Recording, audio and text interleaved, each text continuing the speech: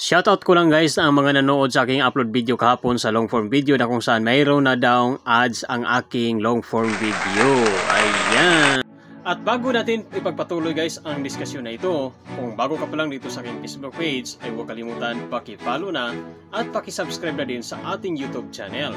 And don't forget to hit the notification bell para updated kayo sa mga next na mga upload video ko. Magandang araw sa ating lahat mga ka-MWB. So good news po ito mga ka-MWB kasi mayroon pong nag-PM sa akin na mayroon na daw akong ads sa aking long form video.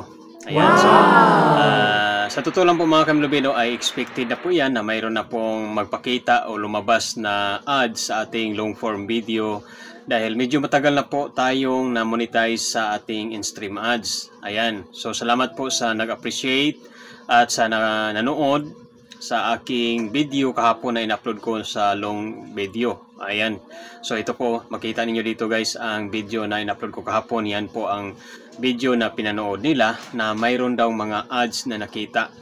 Ayan. So kapag tayo ay monetize na po sa in-stream ads ay minsan ay magpakita po ang mga ads sa ating mga video. Pero hindi po sa lahat ng pagkakataon na ang video ay magpakita. So hindi po katulad ng ibang mga social media platform like YouTube na every time na tayo ay mag-play ng mga video ay mag-play din ang mga advertise or mga sponsor, di ba? So dito sa Facebook mga ka-MWB ay magkaiba po, iba po dito sa Facebook page or sa Facebook mga ka-MWB, no? Dahil kahit sa Reels, kahit tayo ay monetize na sa Reels, ay hindi po sa lahat ng pagkakataon ay makita natin ang mga ads diyan sa ating mga upload video sa Reels o di kaya sa long form video. Pero kapag kayo ay makakita ng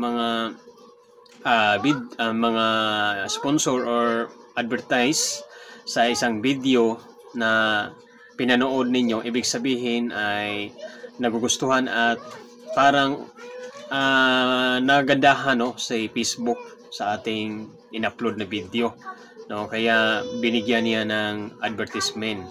Pero sa totoo lang po mga ka-MWB, kahit hindi po tayo makakakita ng mga ads sa ating mga video ay nagbigay din ng sahod si Meta kapag tayo ay monetize na sa in-stream ads at saka sa ads on Reels.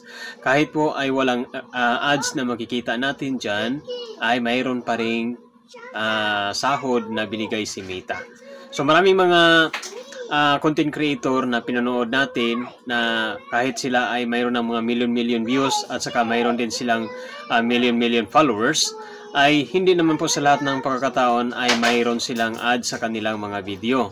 Hindi sa lahat ng mga video nila na in-upload ay mayroong mga magpakitang mga ads. Ayan, so ibig sabihin mga ka-MWB, no, ay ang mahalaga dito sa ating mga Facebook account ay kailangan manatiling organic ang ating mga content, organic, original at walang mga violation. At iwasan po natin ang paggamit ng mga music lalo na kapag hindi pa tayo monetize at hindi pa tayo invited sa mga music na pwede natin gagamitin lalo na sa Reels, no, sa short video. So, yan no. So, maraming salamat po sa inyong pag-appreciate, no. Isa din sa mga nakapanood ay ang aking kapatid na nasa ibang bansa at ang aking partner, no, si Missy Garillas. So, yan lang guys. Maraming salamat sa inyong walang sawang pagsuporta.